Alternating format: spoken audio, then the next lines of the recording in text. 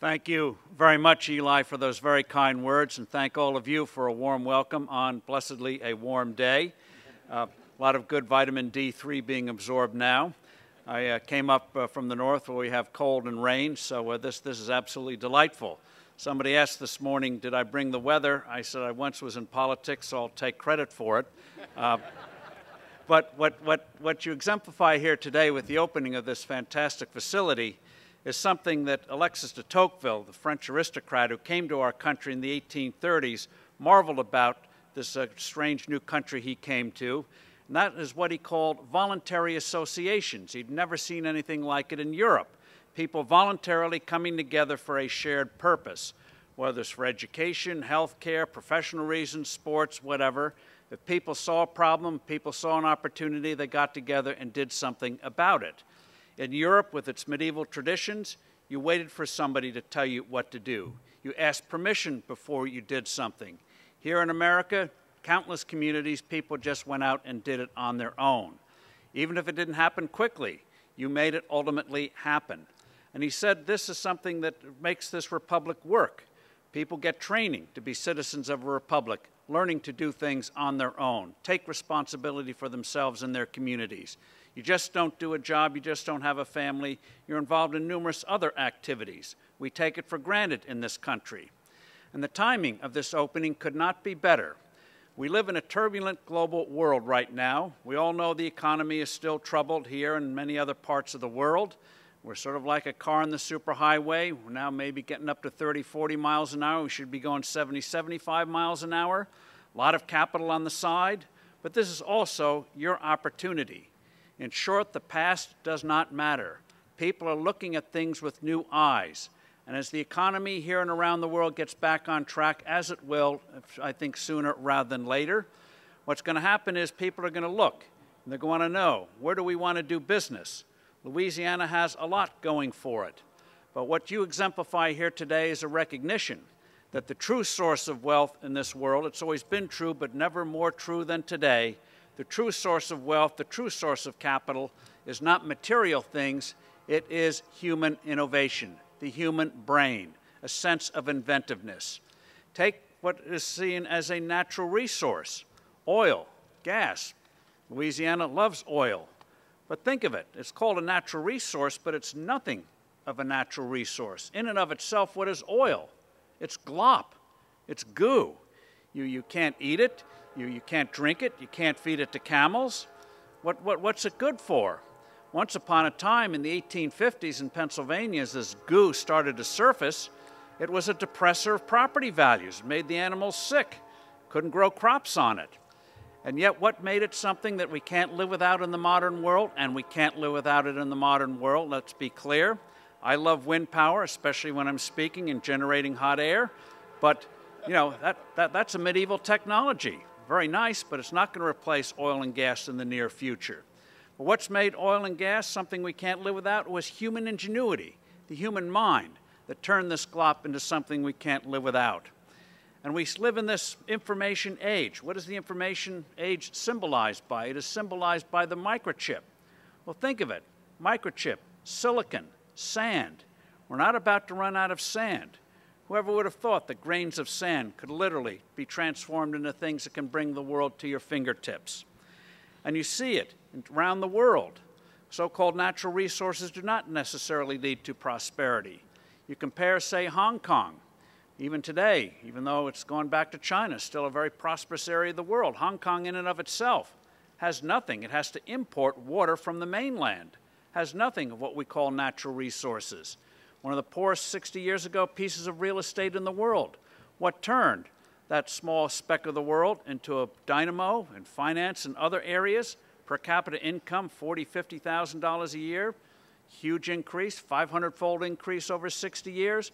Was the human mind, people going out and doing things. By contrast, only now in recent years is Brazil becoming a major factor in the global economy, even though it is richly endowed with resources. The saying until recent years about Brazil was, Brazil has a future and always will.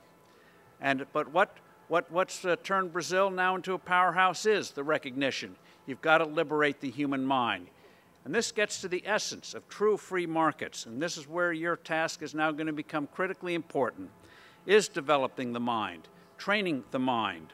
Because if you don't have the mind, you're not going to be able to participate in this world. You do develop the mind. It's not just two things you get out of a good business education. Not only do you get factual things, things you need like finance, nitty-gritty details, but you also get a sense of leadership. It's like training in sports. You don't know what's going to arise, but if you're in shape, you've been trained well, you can respond to opportunities and also to challenges. And so we live in a world where challenges are going to be thrown up, but also enormous opportunities. And so the key is developing the mind, and that's your opportunity here today as never before. What your opening signifies, not only to the state, but to the world. It's very nice for LSU to have this distinguished school, but also tells the world that as never before, Louisiana is open for business, that it recognizes you don't just depend on a particular resource, you're depending now on the mind. And that sends a powerful message to the rest of the world. There's no reason why, with this institution, Louisiana couldn't be at the forefront of global growth and innovation. Because innovation comes in all forms. We know we're in a high-tech era, and that sometimes inhibits people. But just keep a few facets in mind. Oftentimes, you get ahead by how you use an invention, not the invention itself. I hear that Dean Jones is going to Arkansas, so I'll tell a story that relates to that. One of the biggest inventions that came out of World War II was, of course, the mainframe computer, which was originally invented to better and more quickly calculate the trajectory of artillery shells. A lot of complicated calculations, huge books on that. Now made it easy to do that. But obviously, mainframe computers had many more applications than the trajectory of artillery shells. But ask yourself, who actually ended up making the most money from the mainframe computer? It was not the original inventor. That company went by the wayside. It was not IBM's competitors. Companies like Burroughs disappeared. IBM itself, 20 years ago, faltered, had one foot in the corporate graveyard. Today it's a mighty great company again, but 20 years ago it nearly went down for the count. Who made the most money from mainframe computers? Answer, Sam Walton, Walmart. Early 1960s, small Northwest Arkansas retailer. At the time, Kmart was 50 times the size of Walmart. How do you compete against one of the oldest businesses in the world, retailing? How do you compete against huge giants that have been around for decades? The answer is, and this is this school's huge opportunity, you do things a little differently. Walton recognized that with a mainframe computer, and if you design the software right, you could manage inventories better than ever before. Ultimately manage supply chains in new and more productive ways. And that's what he did. Information, using it as never before, and today it's Walmart is now the big company. And the sign of its success is that the government and others don't like it. In America, when you reach a certain size, people come after you. That's a sign of success. Sign of success. But you also see it in other areas. You see it in most mundane areas. Just one other example. What's one of the most common commodities in the world? Answer, of course, is coffee. Every country that can grow coffee grows coffee. Anyone can make a cup of coffee. Everyone sells coffee. Even the airlines still serve a version of it for free. Last I looked. Tomorrow morning I'll find out. And yet, what's one of the most successful companies out there, and companies that built on this model? Starbucks. You have good company here that does it. So what did they do? They turned a commodity into something you could count on, has consistency, good taste, an environment that is inviting instead of shoving you out, and doing little things differently. Starbucks, for example, most fast food places have 3 sizes, small, medium, large. Now, Starbucks, what's small? They call it tall. If you have self-esteem issues, go to Starbucks. Tall, yeah, tall. And what is medium? Grande. Ah, grande. Yes, makes you feel better already saying it. And then what is large? Venti. I have no idea what venti means, what latte means, but I stand in line, Say venti latte, pay 20 bucks, and it's a fantastic business. Fantastic business. And so that's the kind of nimbleness in mind. Mastering detail, the nitty-gritty of running a business. One of the things that amazes a young person is when you go out and find out how many details go into making something work and how difficult it is to make things happen. When you make it happen, it is a true wonder to behold. This underscores something else. And by the way, just to show how much opportunity is out there if you just use your mind, blue jeans.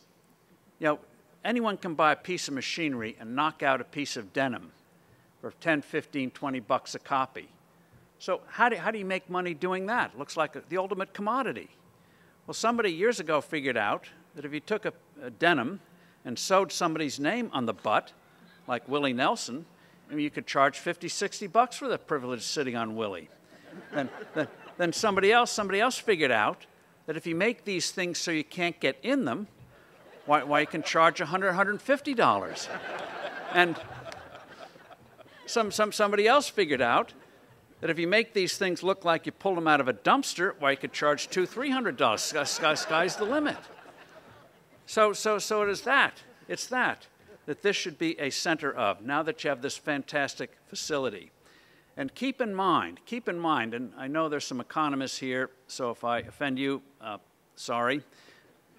Enjoy your coffee, or your blue jeans. But in terms of economics, sometimes it's defined as the allocation of scarce resources. What you should in the future emphasize as never before. You've done it before, but emphasize never before. True business is about creating resources. I mentioned oil, turning glop into something that we can't now live without. And it's also about turning scarcity into abundance, turning luxuries into commonplaces, more products, more services. Take, for example, the automobile. 110 years ago, a car cost the equivalent of $150,000. Toy for the rich. Along comes Henry Ford. Moving assembly line that he invents with his engineers turns a toy for the rich into something that every working person can afford. Take cell phones. We all have them now. You look at a picture of a cell phone 30 years ago, my goodness, it was as big as a shoebox. Had a battery life of 30 minutes. 30 minutes. Cost $3,995. Today, they almost give them away. If you want a fancy one, you can pay up for it. But 5 billion around the world, the poorest of the poor have them. Even in Haiti, the poorest economy in the Western Hemisphere, 3 million people have cell phones. India, the same thing. Dirt poor farmers out in the hinterlands, only dirt roads.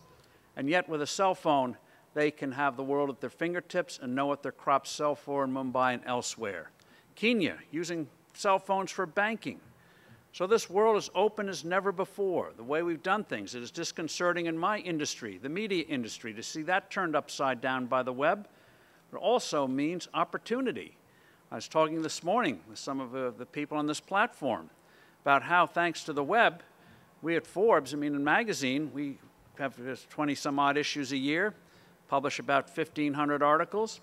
On the web now, with a base of contributors that we now have, we virtually publish several magazines a day, over 100,000 articles a year.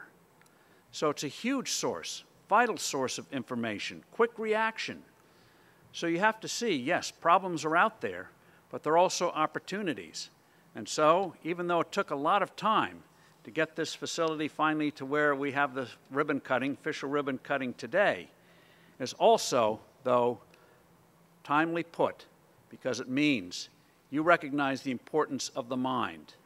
Not resources, minds make resources. And this is a good day for Louisiana, not just for LSU, but for Louisiana. The mind is supreme. We're going to develop it. And whether it's blue jeans, oil, or something we can't imagine, this state, this university is going to be at the forefront. Thank you and warmest congratulations.